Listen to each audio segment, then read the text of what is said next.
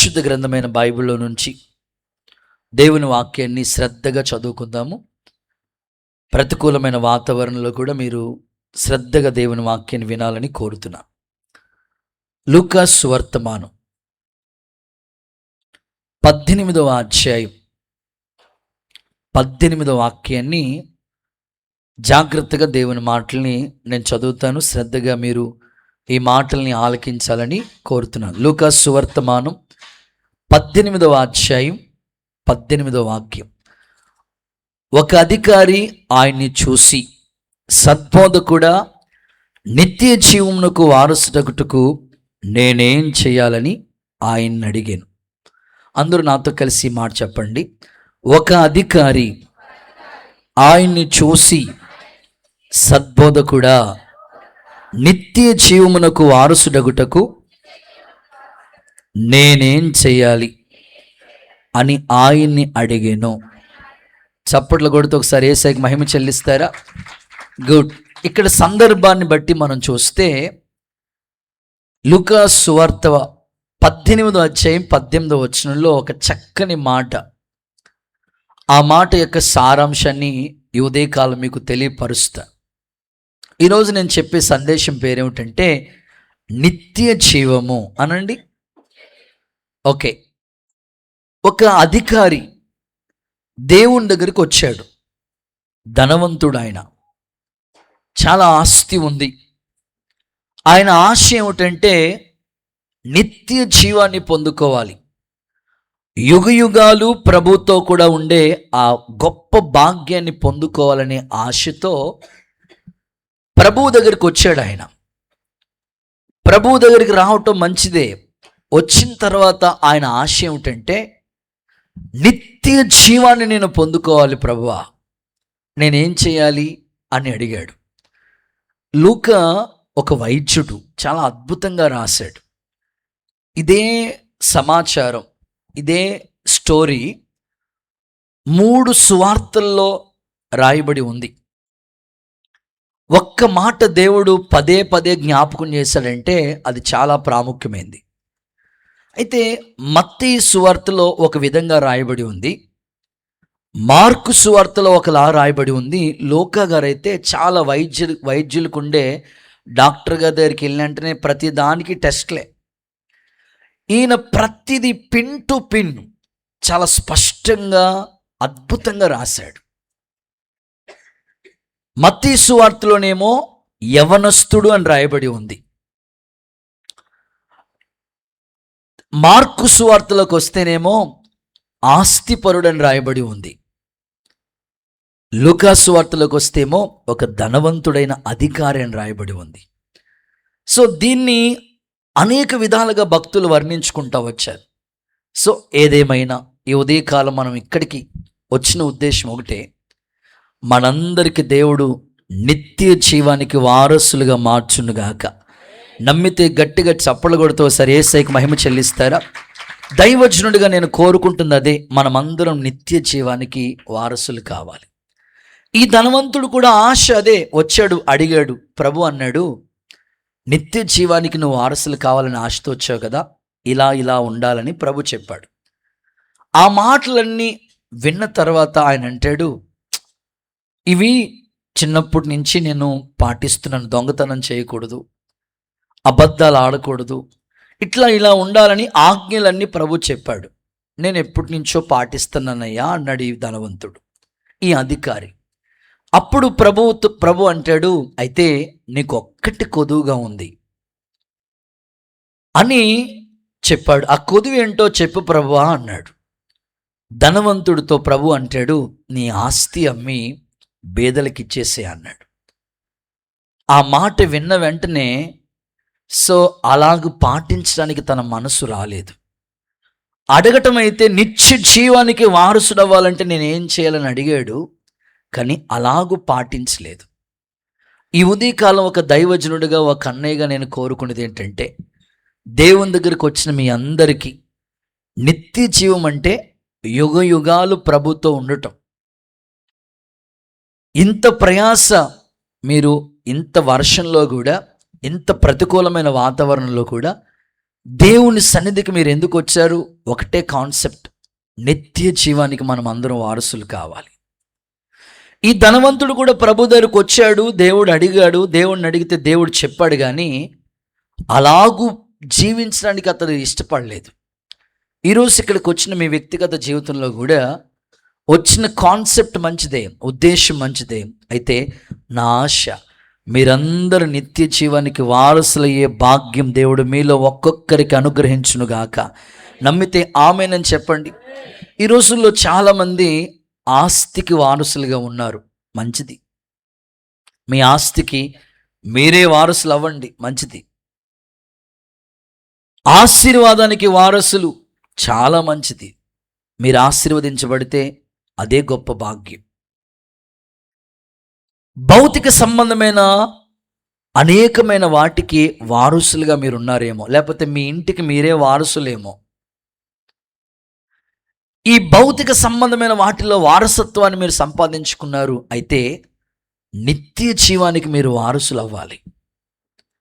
యుగ యుగాలు ఉండే ఆ దైవ సన్నిధిని మనం పొందుకోవాలి. అందుకే ఈ ఉపవాస ప్రార్థనలు, అందుకే ఈ ఆరాధన, అందుకే దైవికమైన క్రమం. ఇంత భక్తి నిష్టగా ఎందుకు చేయాలి అంటే మనమందరూ నిత్య జీవానికి వారసులు అవ్వాలి.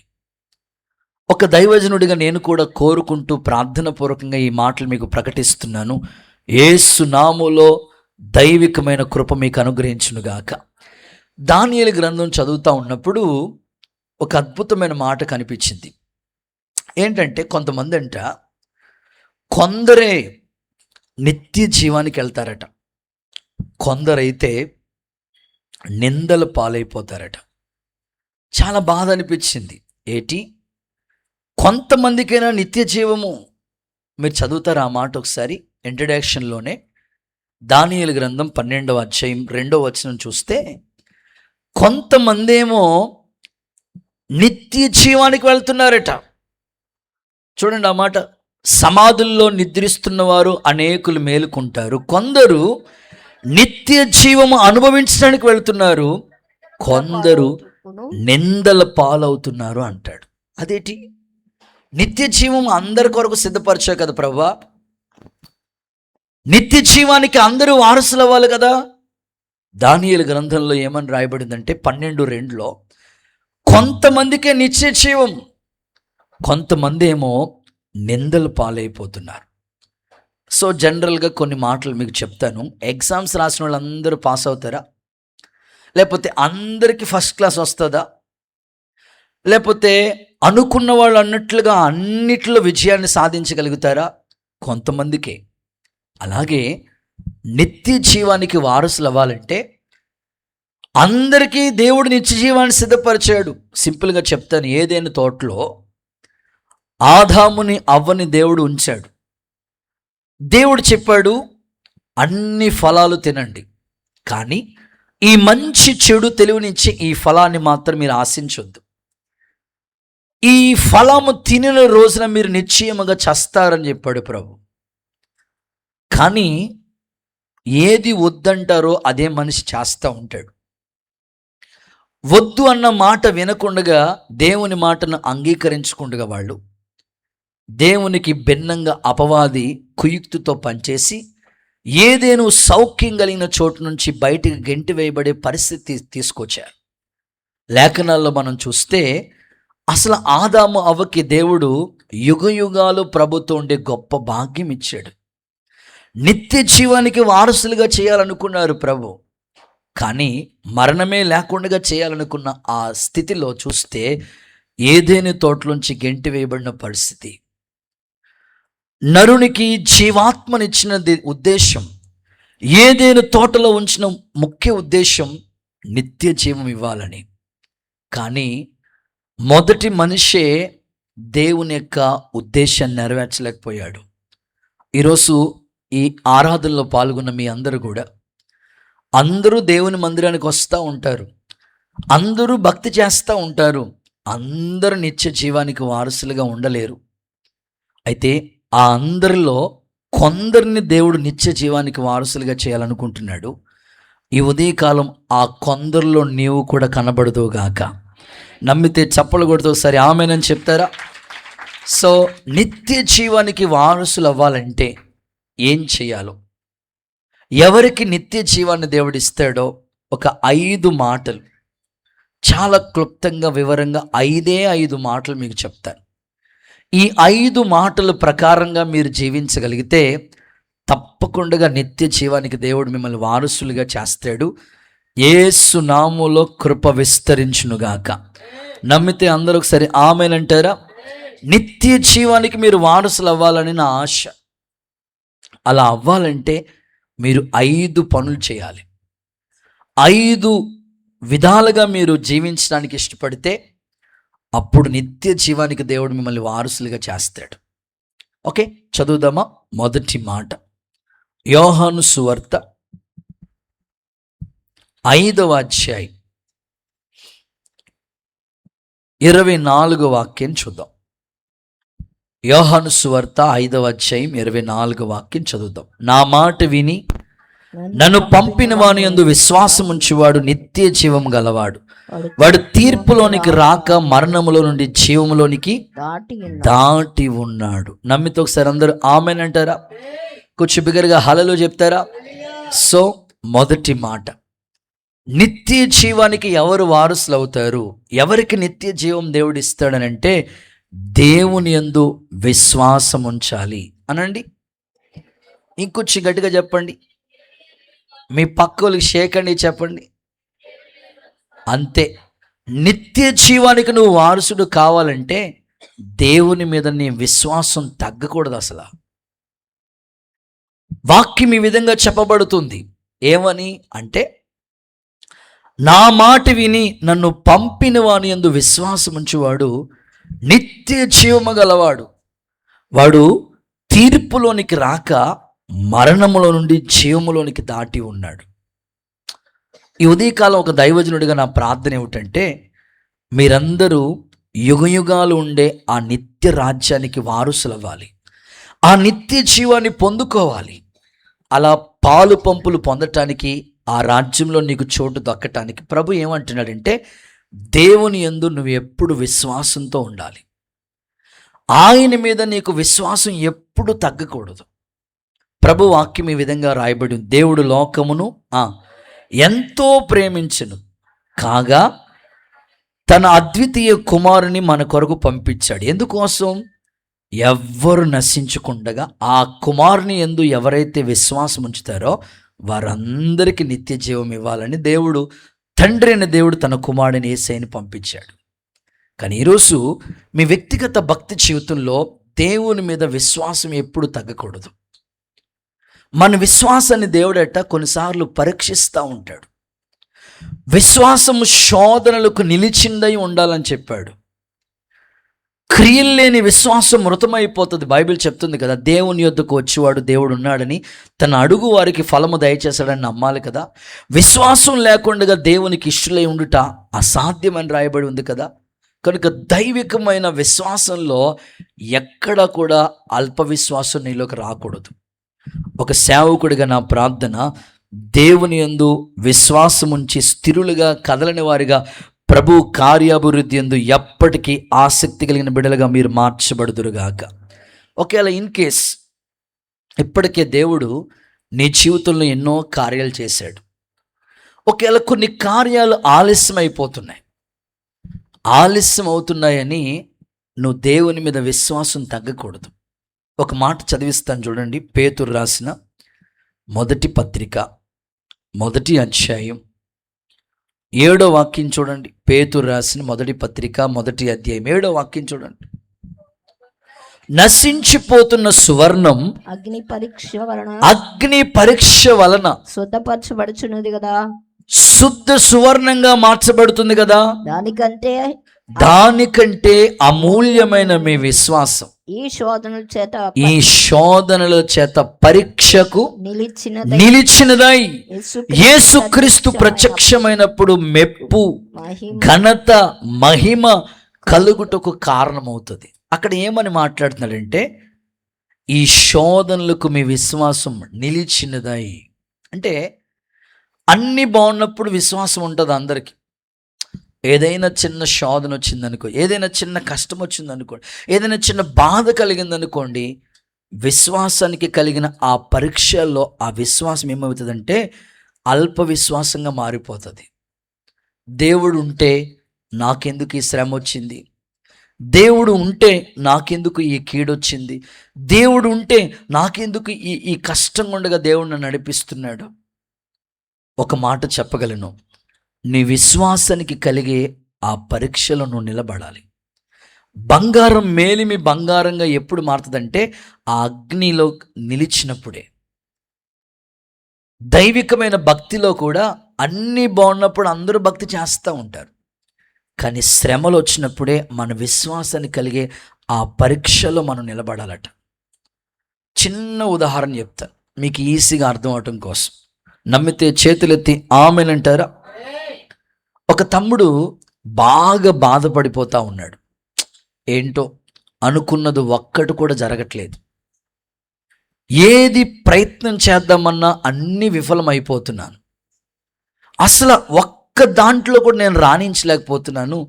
ఏంటి నా లైఫ్ ఇలా అయిపోయిందని ఒంటరిగా కూర్చుని ఆ అరుగు మీద కూర్చుని ఏడుస్తూ ఉన్నాడట, బాధపడిపోతూ ఉన్నాడట, బాగా ఇబ్బంది పడుతూ ఉన్నాడట. వెంటనే మీలాంటి ఒక సహోదరుడు వెళ్ళి ఆ బ్రదర్ని అలా తట్టి పలకరించి, ఏంటి బ్రదర్, సో ఏంటి డల్గా ఉన్నవేటి, సో ఎందుకు బాధపడిపోతున్నావు, ఎందుకు కృంగిపోతున్నావు అంటే ఆయన చెప్పాడట, అయ్యా నేను ఎన్ని విధాలుగా ప్రయత్నించినా ఒక్క దాంట్లో కూడా రాణించట్లేదు. ఏది ప్రయత్నం చేద్దామన్నా నాకు అంత ఇబ్బందికరంగానే ఉంది, కానీ ఒక దాంట్లో కూడా నా ప్రయత్నం సఫలం అవట్లేదయ్యా, అందుకని ఈ బాధ తట్టుకోలేక బాధపడుతున్నానయ్యా అని చెప్తే ఆయన అన్నాడట, అవునా, అన్ని వైపులు చూసావా? అన్ని వైపులు చూశాను. తూర్పు వైపు నుంచి చూశాను, పడమర, ఉత్తర, దక్షిణ, నలుదిశల అన్ని విధాలుగా ట్రై చేశాను, కానీ ఏ ప్రయత్నం కూడా సఫలం అవ్వలేదు. అప్పుడు ఆ బాధపడుతున్న సహోదరుడితో భుజం తట్టి ఈ సహోదరుడు చెప్పాడట, నువ్వు అన్ని విధాలుగా ప్రయత్నం చేసావు, అన్ని విధాలుగా నువ్వు దుఃఖపడుతున్నా కానీ ఇంకొక ప్రయత్నం మిగిలిపోయింది. ఆ ప్రయత్నం నువ్వు చేయగలిగితే నీకు సహాయం ఖచ్చితంగా వస్తుంది, నువ్వు అనుకున్నట్లుగా ఖచ్చితంగా విజయాన్ని సాధిస్తావని చెప్పారు. ఇంకెక్కడ ఉందండి?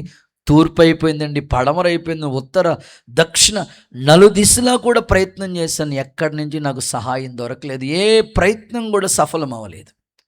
వెంటనే ఈ సహోదరుడు చెప్పాడంట, నువ్వు పైనున్న ఆ దిక్కు వైపు చూస్తే, నీ పైనున్న ఆయన వైపు చూడగలిగితే ఆ దిక్కు యూదులకి సహాయం మరొక దిక్కు నుండి వస్తుందని చెప్పినట్లుగా ఆయన వైపు నువ్వు చూడగలిగితే ఖచ్చితంగా నీకు సహాయం దొరుకుతుందని చెప్పాడంట. చప్పలు కొడతారు యేసయ్యకి మహిమ వచ్చినట్లు.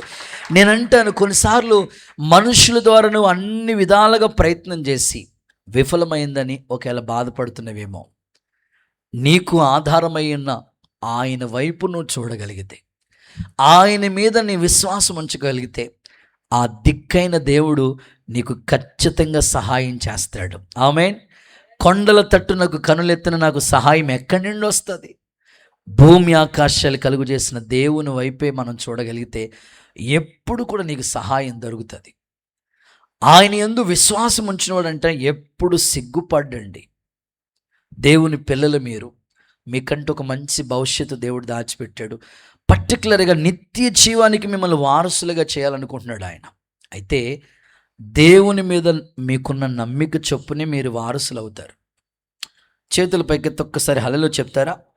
వాక్యం ఏముంది? క్రియలు లేని మృతమే. ఇప్పుడు అబ్రహాము యొక్క విశ్వాసాన్ని చూడండి, లేక లేక కొడుకునిచ్చాడు దేవుడు. మరి ఇచ్చిన కొడుకునే బలి అర్పించమంటాడు ఏంటి? విశ్వాసాన్ని కలిగే పరీక్ష అది. తీసుకెళ్ళాడు, బలిపీఠం మీద అర్పించడానికి సిద్ధంగా ఉన్నాడు. చెప్తున్నాడు పనోళ్ళతో, మీరు ఇక్కడే ఉండండి, మేము వెళ్ళి బలి అర్పించి మరలా తిరిగి చెప్పండి వస్తామంటాడేంటి? బలి అర్పించిన తర్వాత ఇక కొడుకు కనపడ్డు కదా. అంటే అబ్రహాం యొక్క విశ్వాసం చూడండి. తిరిగి వస్తాం, నా దేవుడు ఏదైనా చేయగలవాడు. సో నేను ఆశించేది ఏంటంటే శ్రమలో కూడా మీకు అంత పరిపూర్ణమైన విశ్వాసం మీకు దేవుడి మీద ఉండాలి. నమ్మితే ఆమెనంటారా? ఒక చిన్న సందర్భం చెప్తాను మీకు ఇంకా బాగా అర్థం అవడం కోసం. కోడి గుడ్డు ఉంటుంది కదా, ఈ గుడ్డు కోడి పిల్లగా తయారవటానికి ఎన్ని రోజులు పడుతుందమ్మా? అమ్మ, చెల్లెళ్ళు, తండ్రులు, అన్నలు చెప్పండి, మీకు సంబంధం లేదు, వెళ్ళచ్చు ఈ గుడ్లు పెట్టే పని ఇలా అమ్మ చెప్పండి అమ్మ. ఈ కోడి పిల్లలని విషయంలో వీళ్ళు చాలా శ్రద్ధ తీసుకుంటారు, దానికి ఒక పెట్టి అంత అడవుడి, అబ్బో చాలా అడవుడి. అమ్మ చెప్పండి అమ్మ, గుడ్డి ఎన్ని రోజులు అవుతుంది తయారవడానికి కోడి పిల్లగా? కరెక్ట్గా చెప్పండి అమ్మా, ఎగ్జామ్లో పాస్ అయినట్టుగా చెప్పండి అమ్మా. 21 రోజులు. వెరీ గుడ్, సరే సంతోషం. 21 రోజులు ఈ గుడ్డు కోడి పిల్లగా తయారవటానికి ఆ కోడి అలాగ సిద్ధపరచబడి 21 రోజులు అయింది. మంచిది. ఆ తర్వాత పిల్లలని కన్నా తల్లులకు తెలుసు కదా, ఒక పిల్లోడికి జన్మనివ్వాలంటే ఆ తల్లి ఆ పిల్లోని ఎన్ని నెలలు మోయాలి? ఇంచుమించు 9 నెలలు. ఒక పిల్లోడికి ఒక తల్లి జన్మనివ్వటానికి 9 నెలలు ప్రయాస. ఆ తల్లి 9 నెలలు మోస్తుంది. మంచిది. ఆ తర్వాత గుర్రం, దేవుడికి స్తోత్రం చెప్పండి. ఏంటది? గుర్రం. ఆ తల్లి బిడ్డకు జన్మనివ్వటానికి ఇంచుమించు 11 నెలలు పడుతుందట. ఎన్ని నెలలు? 11 నెలలు.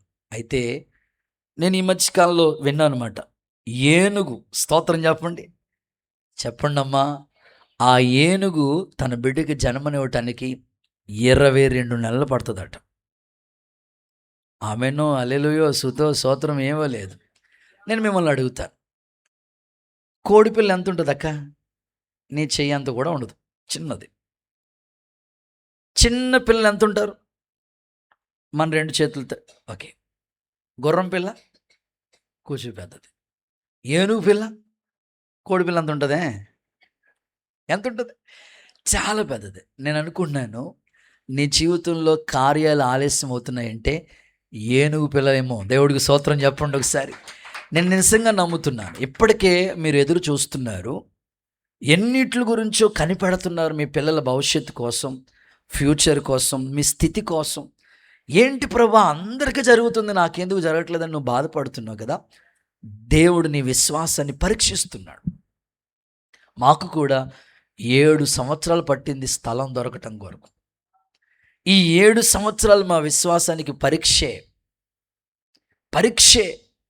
3 సంవత్సరాల తర్వాత ఉన్న అద్దెంట్లో కూడా వాళ్ళు మొత్తం ఖాళీ చేయమన్నారు. సరే, ఇల్లు అయితే ఖాళీ చేస్తాం, మరి ఆరాధన ఎక్కడ జరిపించాలి? పరీక్ష. దేవుడు ఒక ముస్లిం ఆయన ఇంటిలో మాకు చోటిచ్చాడు. దేవుడికి స్తోత్రం చెప్పండి. ఆరాధనకు చోటిచ్చాడు. అసలు ముస్లిమ్స్ ఆరాధనకు ఒప్పుకోరు, కానీ అవకాశం ఇచ్చాడు దేవుడు. ఆ శ్రమలు, ఆ విశ్వాసంలో దేవుడు పరీక్షించాడు మమ్మల్ని. నేను కోరుకుంటున్నాను, నీకు చిన్న చిన్న బలహీనతలు వచ్చినా, అనారోగ్యం వచ్చినా, నువ్వు అనుకున్నది జరగట్లేదని ఇక దేవుడు లేడు, విశ్వాసం సన్నగిలిపోవద్దు. ఖచ్చితంగా విశ్వాసాన్ని కలిగి ఆ పరీక్షలను నిలబడితేనే, లేటుగా ఆ 22 నెలలు పట్టిన ఒక చక్కని పెద్ద ఏనుగు పెళ్ళిచ్చినట్లుగా దేవుడు నీ జీవితంలో కూడా గొప్ప కార్యాలు జరిగించునుగాక. నమ్మితే ఆమేనని చెప్పండి. రైట్, 2వ మాటలకు వచ్చేస్తాను. సెకండ్ వన్, నిత్య జీవానికి వారసులు అవ్వాలంటే ఏం చేయాలి? ఎవరికి దేవుడు నిత్య జీవం ఇస్తాడు? 1 చెప్పండి, దేవుని యందు విశ్వాసం. విశ్వాసంలో సన్నగిల్లిపోకూడదు, నీ విశ్వాసం తగ్గకూడదు. నా దేవుడు చేస్తాడు, ఆలస్యమైనా చేస్తాడనే ధైర్యం నీకు ఉండాలి. ఓకే, 2వ మాటలకు వస్తాడు. సెకండ్, ఎవరికి దేవుడు నిత్య జీవం ఇస్తాడు? రోమపత్రిక 6వ అధ్యాయం 22వ వాక్యం చదువుదాం. రోమపత్రిక 6వ అధ్యాయం 22వ వాక్యం చదువుదాం. ఇప్పుడు పాపం నుండి విమోచింపబడి దేవునికి దాసులైనందున పరిశుద్ధత కలుగుటయే మీకు ఫలము. పరిశుద్ధత కలుగుటయే మీకు ఫలం, దాని అంతము నిత్య జీవం. నమ్మితే అందరూ ఆమేనంటారా? కొంచెం గట్టిగా హల్లెలూయా చెప్తారా? సో 2వదిగా పరిశుద్ధత కలిగి ఉండాలి. నాతో కలిసి చెప్పండి, ఇంకొకసారి చెప్పండి. ఎవరికి దేవుడు నిత్య జీవాన్ని ఇస్తాడంటే పరిశుద్ధత కలిగి ఉండాలి. దేవునికి మనం దాసులైపోవాలి. ఒకప్పుడు పాపానికి దాసులుగా ఉన్నారేమో, ఒకప్పుడు లోకానికి దాసులుగా ఉన్నారేమో, ఇప్పుడు నిత్య జీవం ఇచ్చి ఆ దేవుని ఎదుట మీరు దాసులుగా పనిచేస్తే, మీరు విమోచించబడ్డారు కదా, యేసు రక్తంతో కడగబడ్డారు కదా. ఇప్పుడు యేసు రక్తం ప్రతి పాపము నుండి మళ్ళీ కడిగి పరిశుద్ధులుగా చేసింది కనుక ఈ పరిశుద్ధత యొక్క ఫలం ఒకటి ఉంది, అదే నిత్య జీవం. ప్రతి దానికి ఒక ఫలం ఉంటుందండి. ఇప్పుడు నెలంతా కష్టపడితే ఉద్యోగస్తులకి జీతం అదొక ప్రతిఫలం, ఒక ఫలం. సంవత్సరం అంతా కష్టపడి చదివితే రిజల్ట్, ఒక ఫలం. 6 నెలలు రైతు కష్టపడి పంట పండిస్తే అదొక ఫలం, చేతికి ప్రతిఫలంగా వస్తుంది. అలాగే దేవుని రక్తంతో కడగబడిన మీరు, విమోచించబడిన మీరు, దేవునికి దాసులుగా ఉండడానికి పిలువబడిన మీ ఆత్మీయ జీవితాలు ఎట్టి పరిస్థితుల్లో కూడా పరిశుద్ధతయే మీకు ఫలముగా, ఎప్పుడైతే పరిశుద్ధతని కలిగి ఉంటారో దానికి ఫలం ఏంటంటే నిత్య జీవం. ఈ భూమి మీద ఎవరు కూడా ప్రతిఫలం లేకుండా ఎవ్వరు ఏ పని చేయరు. ఎవరైనా ఏదైనా పని చేస్తున్నారన్నా, వ్యాపారం చేస్తున్నా, ఉద్యోగం చేస్తూ ఉన్నా, చదువుకుంటున్నా, ఎందుకోసం మీరు ఇది చేస్తున్నారంటే ఒకటి చెప్తారు కాన్సెప్ట్, మాకు ఫలం ఒకటి ఉంది. ఇంత కష్టపడి చదివితే మాకు ఒక ఉద్యోగం వస్తుంది, ఇంత కష్టపడి ఉద్యోగం చేస్తే జీతం వస్తుంది. ఏదో ఒక ఫలాన్ని ఆశించి మనిషి కోరుకుంటున్నాడు. అయితే మీరు నన్ను అడగొచ్చు, అయ్యా మీరెందుకు సేవ చేస్తున్నారయ్యా అంటే, నాకు ఒక ఫలం దేవుడు ఇచ్చాడు, ఇస్తాడు. అదేంటంటే పేతురు గారే అడిగారు, ప్రభా తల్లిదండ్రుల్ని, అన్నదమ్ముల్ని, అక్క చెల్లెల్ని, తోబట్టుల్ని, ఆస్తిని, ఇంటోళ్ళని అన్నీ వదులుకొని మీ దగ్గరకు వచ్చి సేవ చేస్తున్నాం ప్రభా, మాకేంటి అని అంటే, ప్రభు అన్నాడు, నువ్వు ఏమైతే వదులుకున్నావో అన్నీ ఈ భూమి మీద నీకు ఇస్తాను. అన్నదమ్ముల్ని ఇస్తాను, అక్క చెల్లెల్ని ఇస్తాను, తోబట్టుల్ని ఇస్తాను, నిన్ను బాగా గౌరవించు అందరినీ నీకు ఇస్తాను. అలాగే నిత్య జీవాన్ని కూడా నీకు ఇస్తానని చెప్పాడు. ఆమెను చెప్పండి. ఒక సేవ చేయటానికి ఒక ప్రతిఫలం ఉంది. యుగయుగాలు ప్రభు సన్నిధిలో ఆ నిత్య జీవానికి వారసులుగా చేస్తాడు. అయితే పరిశుద్ధత ఎవరైతే కాపాడుకుంటారో దానికి ఫలం ఏంటంటే నిత్య జీవమే. మనిషిని పాపంలో పడిపోయేటట్లుగా అపవాది ప్రారంభం నుంచి కూడా వాడి పన్నాగం, వాడి ప్రయత్నం. దేవుడేమో పరిశుద్ధత కొరకే నేను ప్రయాసపడమని చెప్తా ఉంటుంటే, అపవాదేమో ఈ పరిశుద్ధతకు భిన్నంగా పాపములో పడవేయటానికి వాడు ప్రయత్నం చేస్తూ ఉంటాడు. చూడండి, లేఖనాల్లో ఒక మాట మీకు చదివిస్తాను. కొరింథీయులకు రాసిన 2వ పత్రిక 7వ అధ్యాయం మొట్టమొదటి వాక్యం చూడండి ఒకసారి. కొరింథీయులకు రాసిన 2వ పత్రిక 7వ అధ్యాయం మొట్టమొదటి వాక్యం చూడండి. ప్రియులారా మనకి ఈ వాగ్దానాలు ఉన్నాయి గనుక దేవుని భయముతో పరిశుద్ధతను సంపూర్ణం చేసుకొనుచు శరీరానికి ఆత్మకు కలిగిన సమస్త కల్మషము నుండి మనల్ని పవిత్రులుగా చేసుకొనుగాక. ఆమేనంటారా? అక్కడ ఏమంటున్నాడంటే, దేవుని భయముతో పరిశుద్ధతను ఏం చేయాలంటే సంపూర్ణతలకు తీసుకురండి. ఇంకొక మాట అంటున్నాడు, శరీరానికి ఆత్మకు కలిగిన కల్మషాన్ని పూర్తిగా కడిగి వేసుకోండి అంటున్నాడు. ఓకే, జాగ్రత్తగా వినండి, ఈ మాటలు మీకు చెప్తా. వాగ్దానాలు మనకున్నాయి. దేవుని భయముతో మీరేం చేయాలంటే పరిశుద్ధతను సంపూర్ణం చేయండి. ఏ ఒక్కరు కూడా సంపూర్ణ పరిశుద్ధతలోకి రాలేదు. యేసు రక్తంతో మనం కడగబడి పరిశుద్ధపరచబడ్డాం. ఈ పరిశుద్ధపరచబడిన సంఘం ఏమవ్వాలంటే సంపూర్ణ పరిశుద్ధతలోకి రావాలి. అందుకే సంఘానికి ఒక ధర్మాన్ని ఇచ్చాడు. ఈ పరిశుద్ధతను సంపూర్ణతలోకి తీసుకురావటానికి అక్కడ ఒక చక్కని మాట చెప్తున్నాడు. శరీరానికి ఆత్మకి కలిగిన ఆ కల్మషం అంతా కడిగి వేసుకోండి. ఒక సేవకుడిగా, ఒక అన్నయ్యగా నేను కోరుకున్నది ఏంటంటే, నీ శరీరానికి నీ ఆత్మకు కలిగిన కల్మషం ఉందే, అదే అపవిత్రత. పూర్తిగా నువ్వు సంపూర్ణ సిద్ధి కొరకై ప్రయాసపడి ఆ కల్మషాన్ని నువ్వు కడుగు వేసుకుని పరిశుద్ధపరచబడితే ఖచ్చితంగా ఈ పరిశుద్ధత ఏమవుతుందంటే సంపూర్ణ పరిశుద్ధతలోనికి మనం వస్తాం. దేవుని ఎదుట నిలబడే శ్రేష్టమైన కృపను దేవుడు అనుగ్రహించునుగాక. నమ్మితే ఒకసారి అందరూ ఆమేన్ చెప్పండి. నిన్నటి రోజు మీ ఇల్లు తుడిచారు, ఊడ్చారు, మొత్తం హాలు, బెడ్రూమ్ అన్నీ కూడా ఊడ్చి అద్భుతంగా తుడిచి నీట్గా చేసి పెట్టారు. మళ్ళా పొద్దున్నే తుడిచారా లేదా? ఎందుకని? నిన్నే కదండి తుడిచారు, మళ్ళీ పొద్దున్న ఎందుకు తుడాలండి అయ్యగారు? వచ్చేస్తుందండి డస్ట్. అలాగే ఆత్మీయ జీవితం కూడా అలాగే. గోళ్ళలోనికి తెలియకుండా ఎలా మట్టి వస్తుందో మన శరీరం అంతా కూడా ఎక్కడ చూసినా చూడే. ఇప్పుడు ఈ వేసవికాలం ఏమో సమ్మర్, సో ఈజీగా స్నానం చేసినట్లు అయిపోతుంది చెమట్లు. సో మీరు ఇలా అనుకుంటే మట్టి వస్తుంది. ఆత్మీయ జీవితంలో కూడా తెలియకుండానే ఏదో ఒక అపవిత్రత తలంపుల్లో కావచ్చు, చూపుల్లో కావచ్చు, ఆలోచనలో కావచ్చు, మీ నడక, మీ పడక, మీ పద్ధతి, క్రియలు ఏదో విధంగా అపవిత్రతలోకి వెళ్ళిపోతూ ఉంటుంటే దేవుడు కోరుకునేది ఏంటంటే మీరు సంపూర్ణ పరిశుద్ధలోకి రావడానికి ప్రయత్నం చేస్తే ఖచ్చితంగా ఈ పరిశుద్ధతకు తగిన ఫలం ఏంటంటే నిత్య జీవం. యేసు నామములో అలాంటి కృప దేవుడు మీకు ఇచ్చునుగాక. ఇంకొంచెం గట్టిగా ఆమేన్ చెప్పండి. పరిశుద్ధత లేకుండా ఎవరు ప్రభువుని చూడలేరు. అందుకే హృదయ శుద్ధి గల వారు ధన్యులు అని చెప్పాడు. ఎప్పటికప్పుడు క్లీన్ అవటానికి, పరిశుద్ధపరచబడటానికి సంపూర్ణత కొరకే మనం ప్రయాసపడాలి. ఒక చిన్న ఉదాహరణ చెప్తానండి. ఒక అడవిలో ఇద్దరు అక్క తమ్ముడు, వీళ్ళిద్దరు కూడా ప్రయాణమే వాళ్ళ ఇంటికి వెళ్తూ ఉన్నారు. బాగా అర్థం చేసుకోవాలి ఈ ఉదాహరణ. అక్క తమ్ముడు వీళ్ళిద్దరు కలిసి ఆ అడవిలో ప్రయాణం చేస్తూ వాళ్ళ గమ్యం, వాళ్ళ ఇంటికి చేరటానికి వెళ్తూ ఉన్నారు. ఈ వెళ్ళే దారిలో, అది అడవి, బాగానే కొంత దూరం ప్రయాణం చేశారు.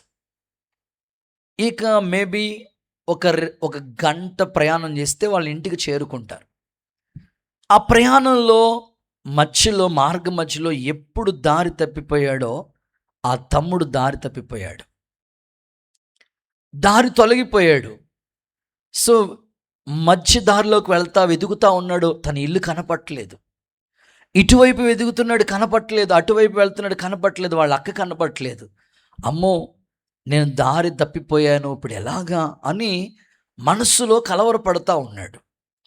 వాళ్ళ అక్క కొంచెం ముందుకు దూరంగా వెళ్తూ ఉండగానే వాళ్ళ ఇల్లు కొండపైన కనబడుతుంది. ఎంత చక్కగా కనబడుతుందంటే ఆలోచనలో పడ్డది వాళ్ళ అక్క.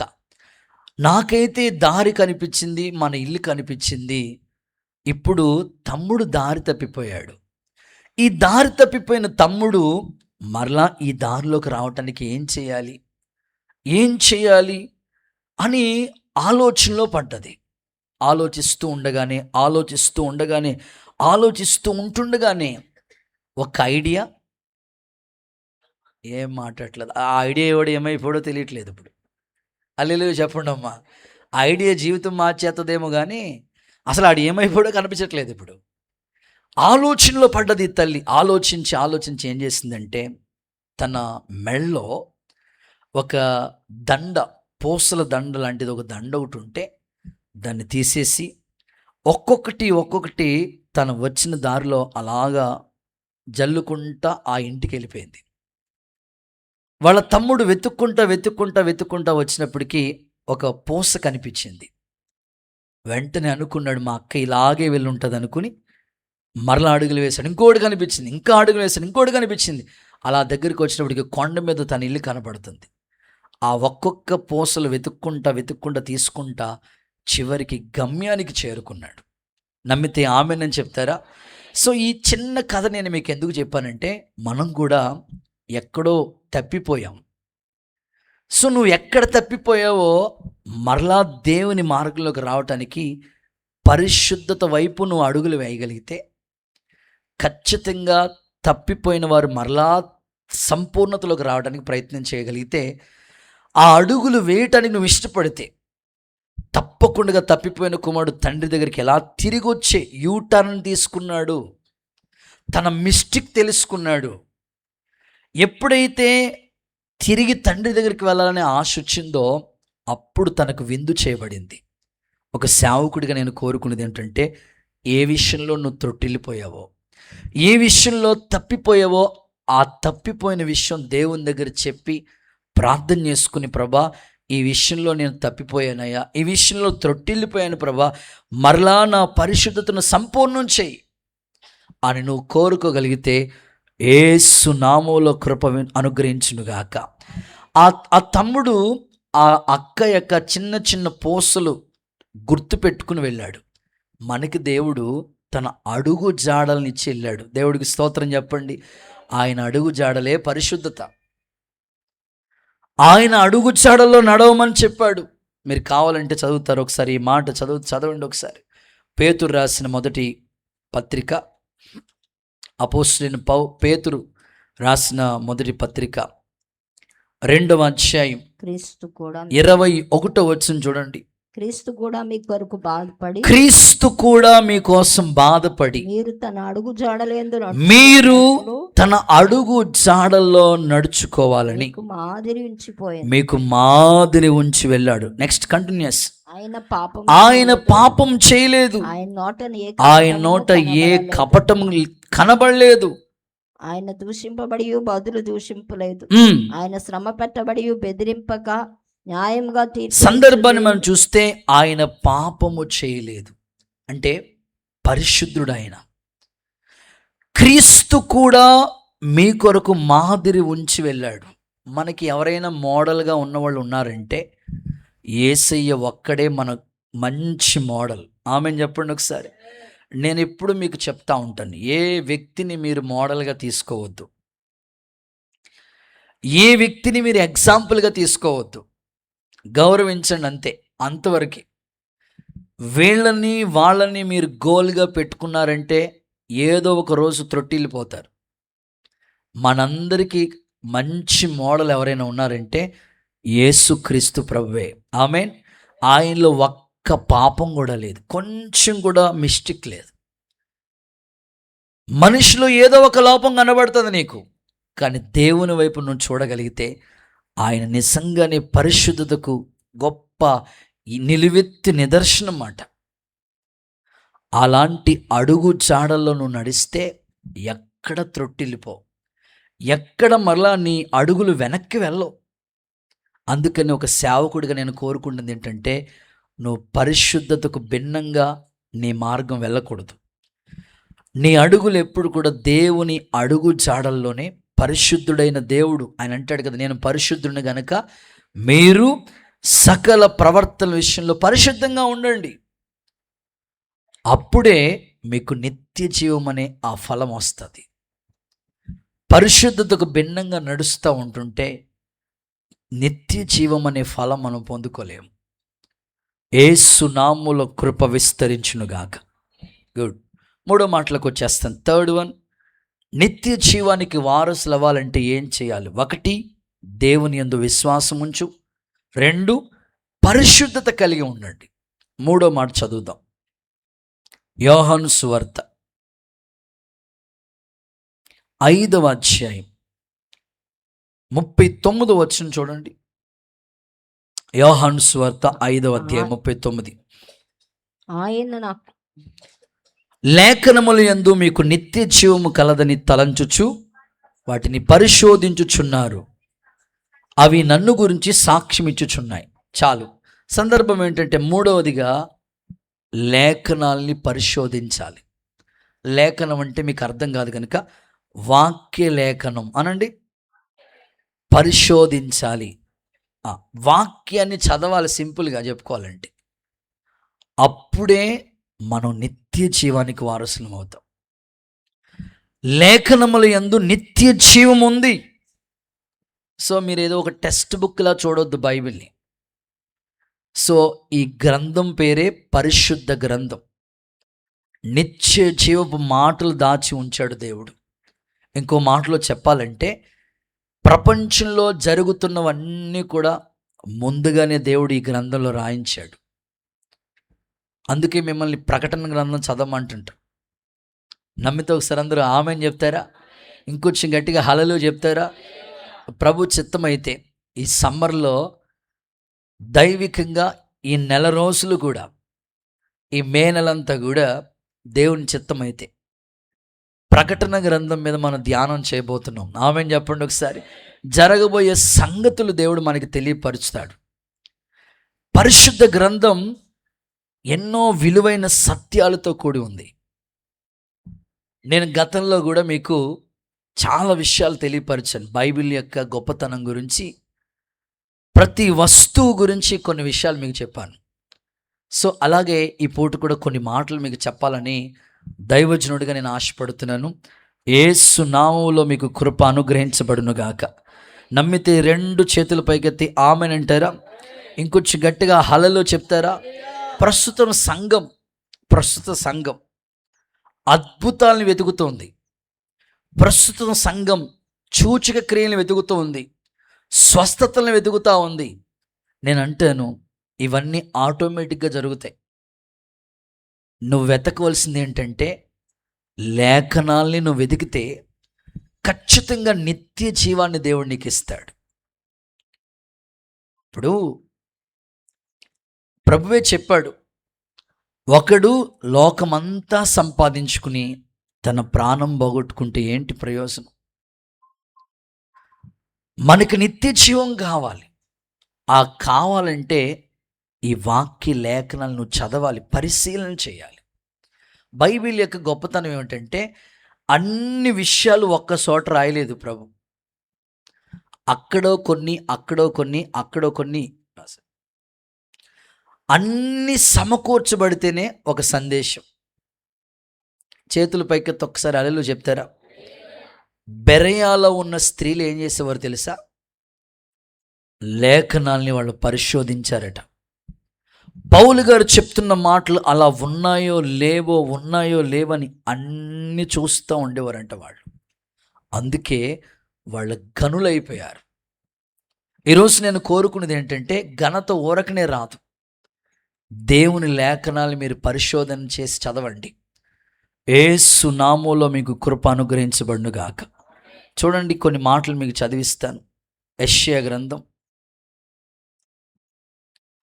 34వ అధ్యాయం 16వ వాక్యం చూడండి. యెషయా గ్రంథం 34:16. యెహోవా గ్రంథమును పరిశీలించి చదవండి. చాలు. ఎలా చదవాలంట?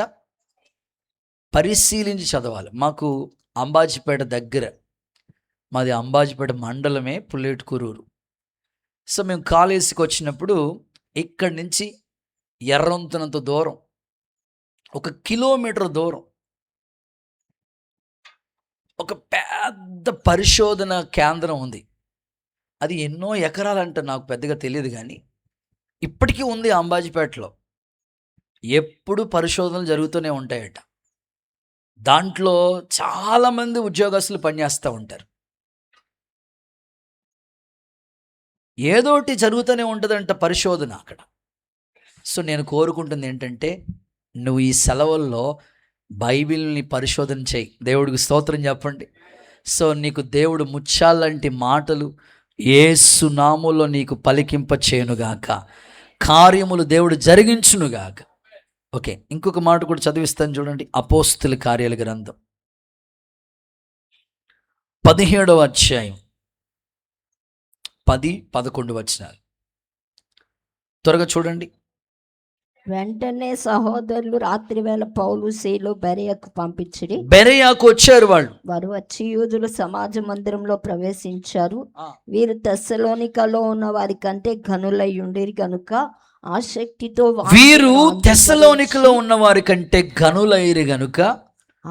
ఆసక్తితో దేవుని వాక్యాన్ని అంగీకరించి పౌలు శీలలు చెప్పిన సంగతులు అలా ఉన్నాయో లేవో అని ప్రతిదినము లేఖనములను ప్రతిరోజా ఆదివారమేనా మాట్లాడలేదు మీరు, ప్రతిరోజు లేఖనాల్ని పరిశోధిస్తూ వచ్చారు. అందుకే వాళ్ళు గనులయ్యారు. మీరు కూడా ఈరోజు మొదలుకొని ఈ సెలవుల్లో అన్నిట్లో ప్రత్యేకంగా ప్రతిరోజు దేవుని వాక్యాన్ని పరిశోధనగా చదవండి. దేవుడు మిమ్మల్ని ఘనతకెక్కిన ప్రజలుగా మార్చునుగాక. వారి చేతిలో 2 అంచుల ఖడ్గం ఉంది, అదే వాళ్ళకి ఘనత అన్నాడు. దేవుని వాక్యం ఎప్పుడు కూడా ప్రజలకి ఘనత తీసుకొస్తుందండి, ఏ సందేహం లేదు. నా ప్రార్థన మీరందరూ ఘనతకెక్కిన ప్రజలుగా మార్చబడుదురుగాక. ఒక్కసారి ఆమెన్ అంటారా? ఆయన ఎఫ్ మైనర్ పట్టుకు ఖచ్చితంగా మీరు ఘనతకెక్కిన ప్రజలుగా మారాలి. ఎందుకంటే వాక్యం నిన్ను ఘనతకెక్కిన స్థితిలోకి తీసుకెళ్తుంది.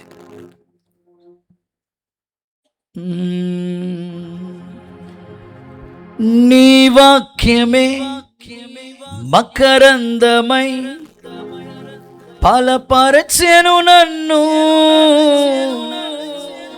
నా యేసయ్య స్తుతి పాత్రుడా, ఆరాధన నీకే.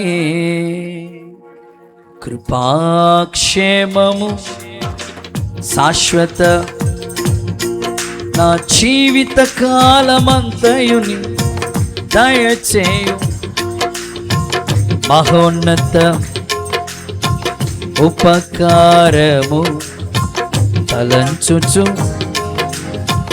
పరవశించనా నీ కృపలోనే. మహోన్నతమైనని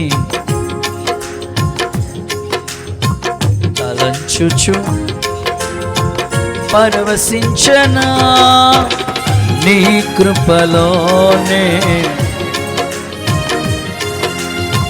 నీ కృపలోనే పరవశించనా.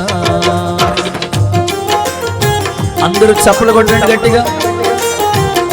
దేవుని వాక్యం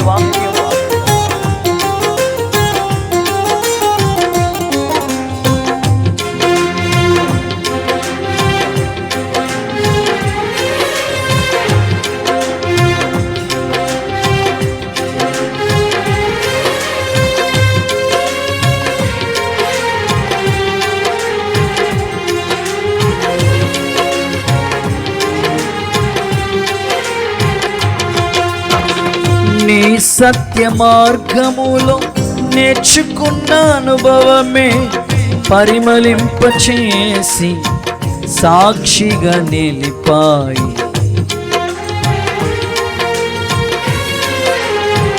నీ సత్య మార్గములో నేర్చుకున్న అనుభవమే పరిమళింపచేసి సాక్షిగా నిలిపాయి. కలత చెంద నిలిపినది నీ దివ్య దర్శనమే, గమ్యము చేరే శక్తితో నన్ను నూతన కృపనిచ్చెను. నీ వాక్యమే మకరందమై నా యేసయ్యా, నీ వాక్యమే బలపరచెను నన్ను. ఆరాధన నీకే, స్తుతి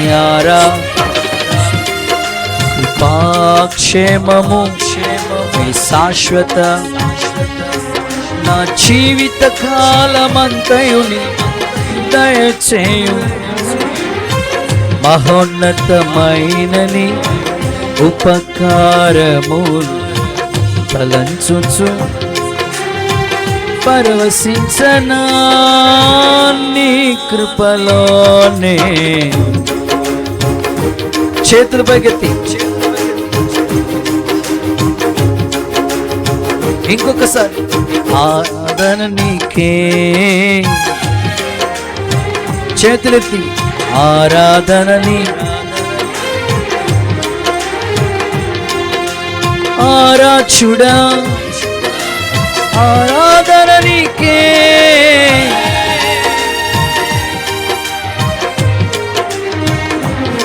స్తుతి ఆరాధన నీకే, స్తుతి ఆరాధన నీకే. హల్లెలూయా, దేవుడు మిమ్మల్ని అందరినీ ఘనపరచబోతున్నాడు. నమ్మితే చప్పట్లు కొడుతూ యేసయ్యకి మహిమ చెల్లించండి. దేవుని వాక్య లేఖనాన్ని చదివి ధ్యానించిన వాళ్ళందరూ ఘనతకి ఎక్కుతారు, సందేహమే లేదు. అలాంటి శ్రేష్టమైన కృప దేవుడు మీకు అనుగ్రహించునుగాక. ప్రత్యేకంగా బెరయాలో ఉన్న స్త్రీలను దేవుడు తెస్సలోనికలో ఉన్న వాళ్ళ కంటే ఘనులుగా ఎంచాడు. దేవుని పిల్లలు ఎప్పుడు కూడా ప్రత్యేకంగా దేవుని వాక్యం మీద మీ మనసు ఉండాలి. ఒక చిన్న కథ చెప్తాను, చిన్న సమాచారం, చిన్న సంభవాన్ని మీకు గుర్తు చేస్తాను. అదేంటంటే, ఒక తండ్రి తన పిల్లోడిని పిలిచి, ఒరే బాబు, నువ్వు వేసవికాలం సెలవులు వస్తే ఖచ్చితంగా అమ్మమ్మ వాళ్ళ ఇంటికి వెళ్తావు కదా. అవును కదా, పిల్లలందరూ ఇప్పుడు సెలవులకి ఊర్లు వెళ్తూ ఉంటారు. బల్లారాధన కోసం ఆగానండి బాబు, లేకపోతే ఎప్పుడే వెళ్ళిపోతానండి అన్నట్టుగా చూస్తున్నారు మీరు కదా. ఊర్లు వెళ్తూ ఉంటారు, ఖచ్చితంగా ప్రయాణమే వెళ్తూ ఉంటారు. ఈ పిల్లల్ని ఖచ్చితంగా సెలవులు వస్తే అమ్మమ్మ వాళ్ళ ఇంటికో ఎక్కడికో పంపిస్తూ ఉంటారు. ప్రతిసారి కూడా వాళ్ళ నాన్నగారు ఆ పిల్లోడిని తీసుకుని వాళ్ళ అమ్మమ్మ వాళ్ళ ఇంటికి తీసుకెళ్తూ ఉండేవాడు. ఈ పిల్లోడికి 12 సంవత్సరాల వయసు వచ్చేసింది దరిదాపుగా. 12 సంవత్సరాల వయసు అంటే ఏ క్లాస్ చదువుతాడండి? 6th 7th ఇంచుమించు. 12 సంవత్సరాల వయసులో వచ్చేసిన తర్వాత వాళ్ళ డాడీ దగ్గరికి వచ్చి అంటాడు, డాడీ, నువ్వేమీ అమ్మమ్మ వాళ్ళ ఇంటికి తీసుకెళ్లాల్సిన పని లేదు, నేనే వెళ్ళిపోతాను. ఎందుకని? వయసు వచ్చేసింది. నేనే వెళ్ళిపోతాను, నువ్వు టికెట్ తీసిస్తే చాలు అని. ఒరే వద్దురే బాబు, నేను కూడా వస్తాను. కుదరదు డాడీ, ఇప్పుడు పిల్లలు పేరెంట్స్ కూడా రావడానికి ఇష్టపడలేదు, వాళ్ళకి స్వేచ్ఛ కావాలి. అరే వస్తాను రా, వద్దు డాడీ, వెళ్ళిపోతాను, నాకు రెక్కలు వచ్చేసి ఎగిరి వెళ్ళిపోతాను అన్నాడు. మరి ఏం చేయమంటాడు? టికెట్ కొని చాలన్నాడు. సరే అని ఇప్పుడంటే ఆన్లైన్ బుకింగ్ అయిపోయింది, అప్పుడు అవి ఏమీ ఉండేవి కాదు కదా. సరే అని పాపం ట్రైన్ ఎక్కిస్తే చాలన్ను, టికెట్ ఇస్తే చాలన్నాడు. పాపం స్టేషన్కి వెళ్ళి ఓ టికెట్ కొని ఆ పిల్లోడికి ఆ టికెట్ ఇచ్చి, అరే బాబు జాగ్రత్తగా వెళ్ళిన తర్వాత అక్కడికి వెళ్ళిన తర్వాత బాగానే చేరుకున్నానని తాతయ్య దగ్గర నుంచి ఫోన్ చేసి చెప్పు అని చెప్పాడు. ఇంకో మధ్యలో ఒకవేళ నువ్వు వెళ్ళే దారిలో ఇంచుమించు నువ్వు 2-3 గంటలు జర్నీ చేయాలి కదా, ప్రయాణం చేయాలి కదా. నువ్వు వెళ్ళే దారిలో ఒకవేళ ఏదైనా నువ్వు అక్కడికి వెళ్తున్నావు కదా, ఒంటరిగా వెళ్తున్నావు కదా, ఏదైనా భయం వస్తే, ఏదైనా నీకు భయం ఏర్పడితే, ఇదిగో నీకు ఒక చిన్న లెటర్ ఇస్తున్నాను, ఇది నువ్వు జేబులో పెట్టుకో అని అనుకుని ఆ తండ్రి ఇలాంటి ఒక చిన్న లెటర్ని ఆ పిల్లోడు యొక్క జేబులో పెట్టాడు.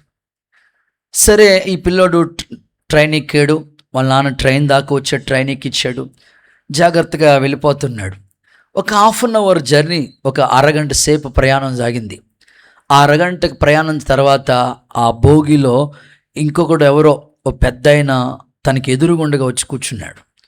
ఆ కూర్చున్నవాడు ఎలా కూర్చున్నాడంటే, మొత్తం చింపురు జుట్టు, మాసిపోయిన వస్త్రాలు, ఓ మాటలో చెప్పాలంటే పిచ్చోళ్ళలా ఉన్నాడు.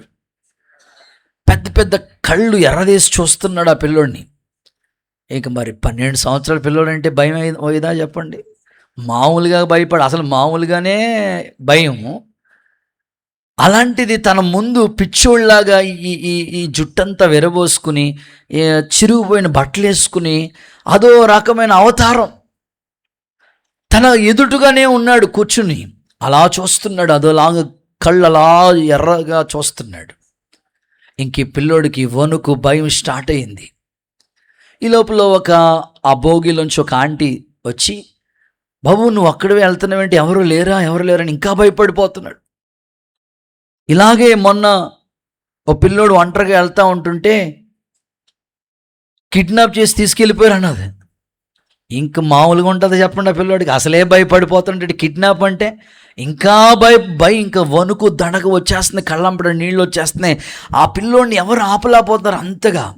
వెంటనే వాళ్ళ నాన్న చెప్పాడు కదా, నీకు భయం వేసినప్పుడు ఏం చేయమన్నాడు చెప్పండి? భయం వేసినప్పుడు ఏం చెప్పండి? నీ జేబులో ఒక లెటర్ పెట్టిన తీసుకోమని. అలా ఆ లెటర్ ఇలా జేబులోంచి అలా తీసి చూశాడు. చూసిన వెంటనే ఆ లెటర్ ఓపెన్ చేసిన వెంటనే ఇలా ఉంది, నేను నీతో కూడా ఈ ట్రైన్లోనే వస్తున్నాను, నెక్స్ట్ భోగిలో ఉన్నానని రాసింది. స్తోత్రం చెప్పండి ఒకసారి, గట్టిగా చప్పట్లు కొడుతూ ఒకసారి యేసయ్యకి మహిమ చెల్లించండి.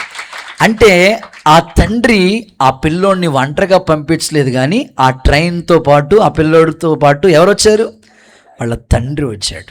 నేను అంటున్నాను, మీలో చాలామంది నేను ఒంటరి వాడిని, నాకెవరూ లేరు, నన్ను చూసేవాళ్ళు లేరు, ఒంటరిగా మిగిలిపోయాను, అయ్యో ఉద్యోగానికి వెళ్ళాలంటే కొన్ని చోట్లకి ఉద్యోగానికి వెళ్తూ ఉంటారు, దూర ప్రాంతాల్లో ఉద్యోగానికి వెళ్తుంటారు, వాళ్ళు ఒంటరిగా వెళ్ళాల్సిన పరిస్థితి, చదువు నిమిత్తం ఒంటరిగా వెళ్ళాల్సి వస్తుంది. కొన్నిసార్లు మన బంధాలు ఒంటరిగా మిగిల్చి మనల్ని వెళ్ళిపోతారు చాలామంది.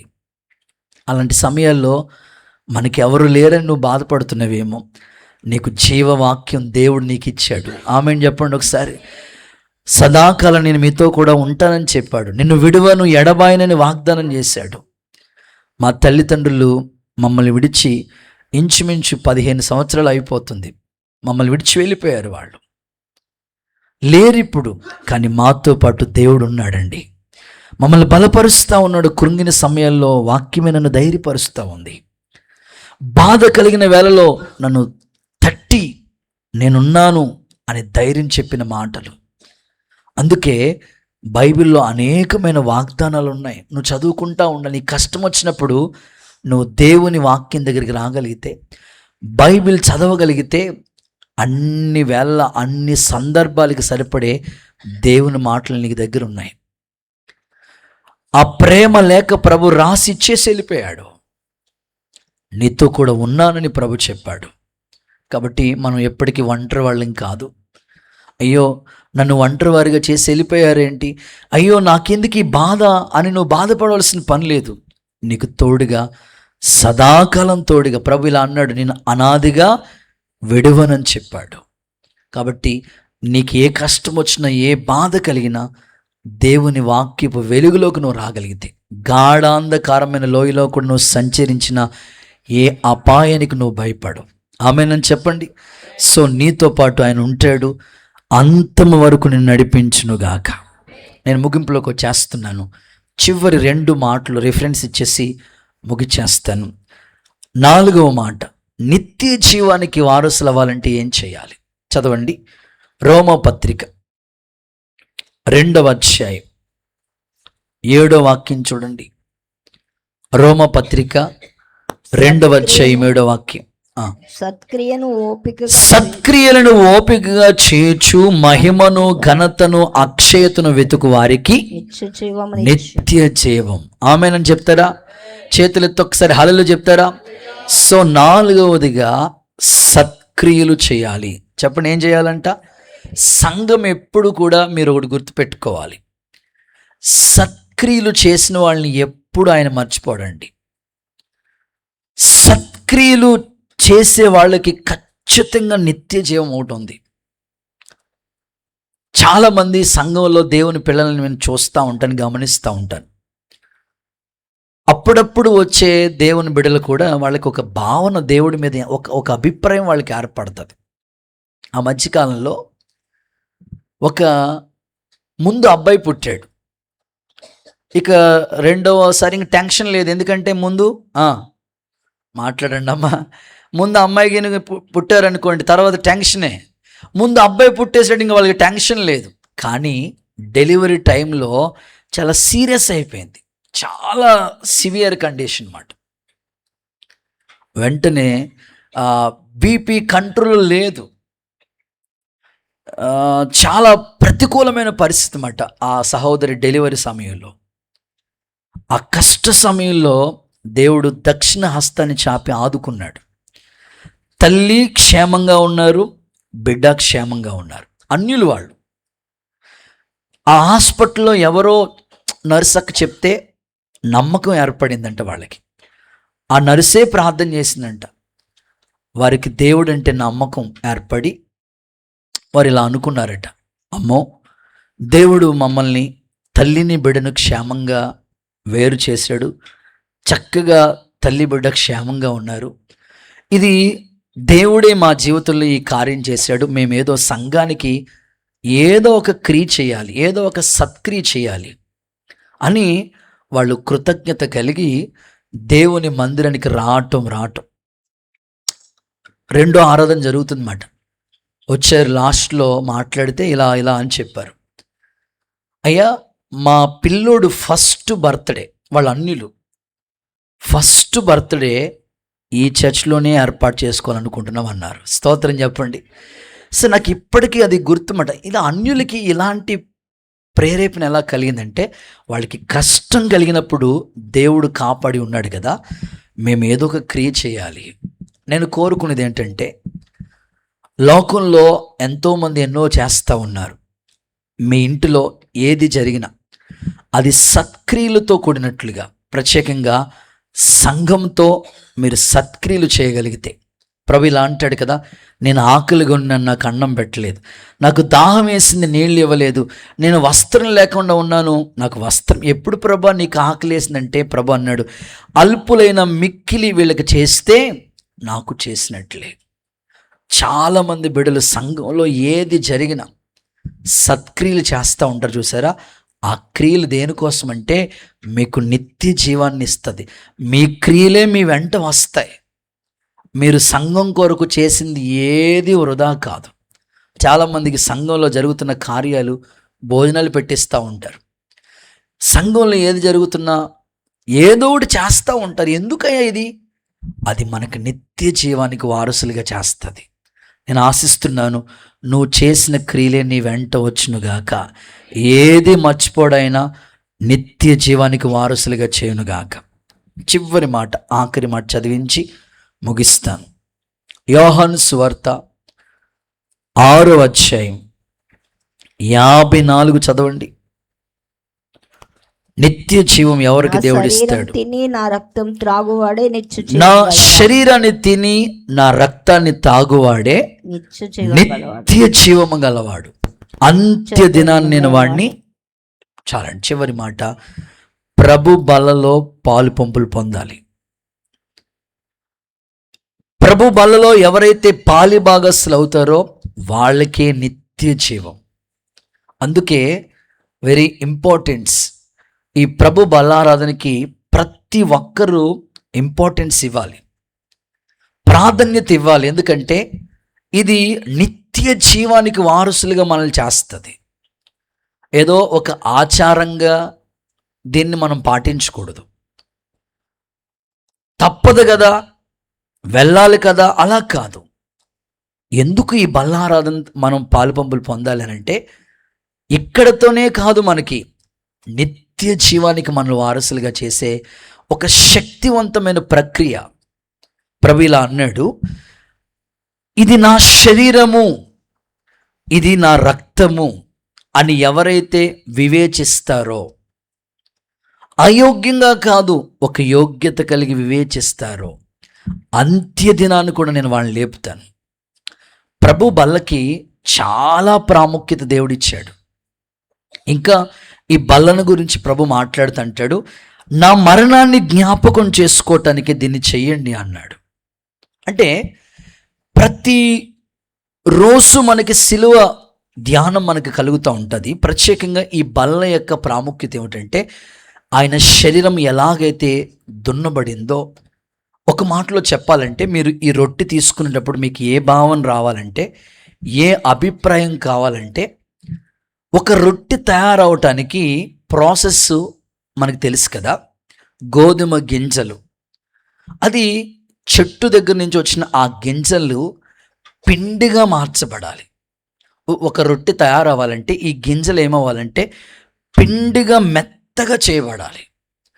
ఈ మెత్తగా చేయబడిన ఆ పిండిని ముద్దగా చేయబడాలి.